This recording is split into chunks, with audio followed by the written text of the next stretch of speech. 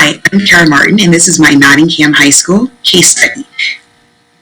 I'm going to remove the video now. I just want to say hi so you can put a face with the name. Let's delve into this case. So, Miguel Hernandez is a student at Nottingham High School. He has been paralyzed from the neck down at the high school football game, and when he returns to school, there's been a doctor's note that states he needs wheelchair accommodations but no academic support.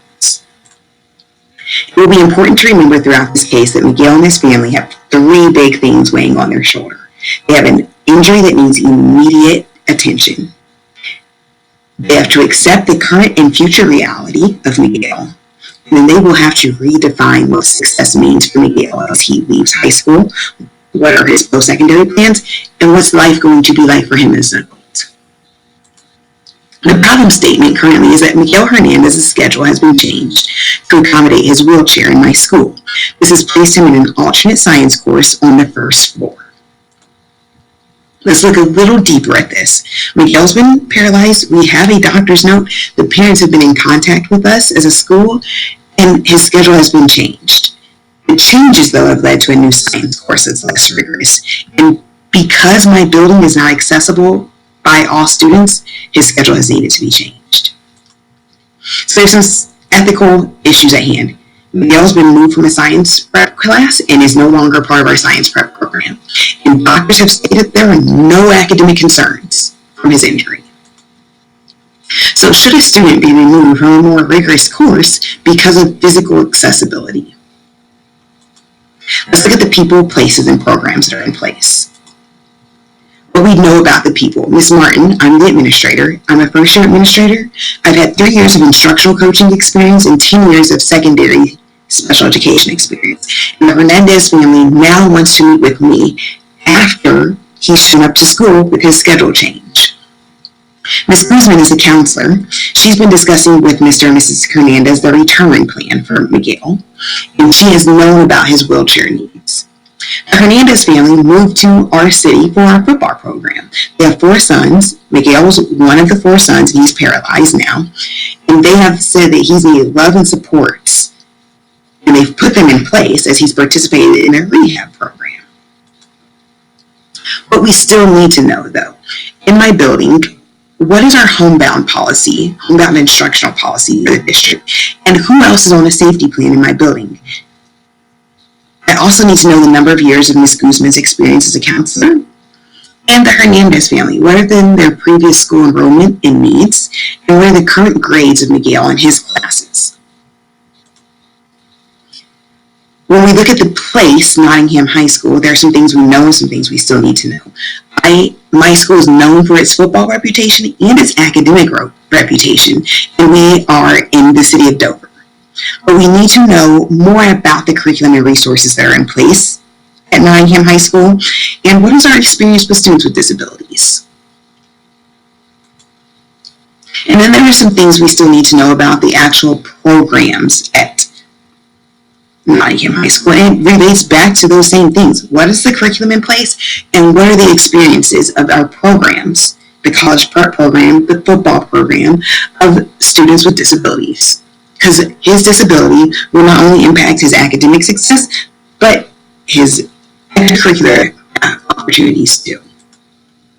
So priorities. My number 1 priority is to get Miguel back in school and to return to life as close to normal as possible before his injury. My second priority is that there is success in his coursework and that it is not only easy, but it's doable and adds to his academic learning. So we don't want just easy A's for Miguel, but we do want him to have success and want his learning to be still challenged. So too, we don't want it to be unsurmountable. And then priority number 3 is we need to start making post-secondary plans with Miguel and his family. So I have several options that I've been thinking about. I could keep his schedule as is with the new science course that Ms. Guzman gave him. Less rigorous, it's on the first floor, easily accessible. I could change his schedule back to the one he had before his injury, exactly as is, and figure out how he would bring his wheelchair onto the 3rd floor. 3, I could change his schedule to match previous courses, but with better accessibility. So I wonder if there's a way that his college prep science course could be moved to the 1st floor in he could then access that. Or is there already a first floor science course in the college prep program that he has easy access to, which would just require a change of schedule and hours? And then fourthly, there's always a combination of all of these that could work. So if we look at option number one, if we keep his schedule as is with the new science course, the pros are that it's accessible and that it supports the student's academic transition back to school. It is a less rigorous course where he can get readjusted to schooling, and then we can move him back into his previous science course once he gets adjusted back to the school. This also supports Ms. Guzman as a counselor in her changes, but Miguel does lose this rigor. Option two, we could change his schedule back to the previous schedule exactly as it was. This provides the consistency for Miguel as he returns. Doctors identified 0 academic concerns, but the con is that his classroom on the 3rd floor is not accessible, so we have to figure that out. And he has had significant gaps of learning. Yes, there have been supports, and yes, he maintained his work, but he still wasn't there for the instruction while he was in rehab. Option 3, we could change his schedule to match previous courses, but with better accessibility. And with accessibility being a priority, this seems like a good option. This will keep the consistency of the coursework, but this will change his teachers and or his peer groups. He will not return to the schedule or life that he knew before his injury.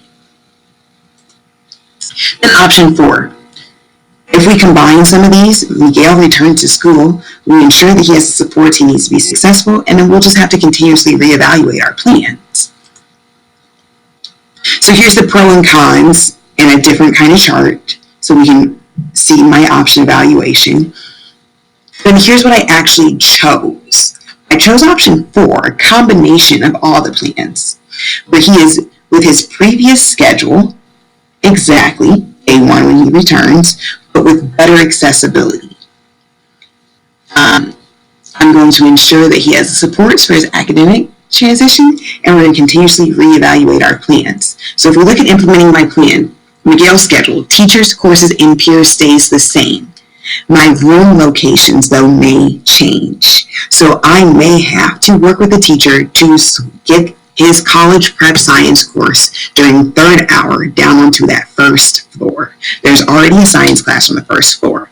I may have to work with those teachers and ask them to switch classrooms for 3rd hour for a moment in time. And yes, that is stressful on a teacher, but we need to keep student success first, and that would be the best for Miguel, in my opinion. We will have continuous meetings to reevaluate his plan. After day 1, I'm pulling in Miguel and his family. After week 1, we're pulling in the family and Miguel. After quarter 1, we're pulling in that family and Miguel. And I want to make note that after 1st quarter of him returning, we've got to start doing that post-secondary planning too. And after full semester, we're going to reevaluate his plan. I'm also, this entire time, ensuring my building is wheelchair accessible. I'm going to work with whatever department, safety, security, maintenance, whatever department I need to work with to ensure that all of my students can access every portion of my building. Because Miguel should not have to have a schedule change simply because he is in a wheelchair. So my choice, when you look at this chart, actually addresses all of the cons that were listed out for every option, and it keeps student success first, because our priorities are that Miguel gets back in school, that he has success in his classwork, and that we start post-secondary planning with him and his family. Thanks.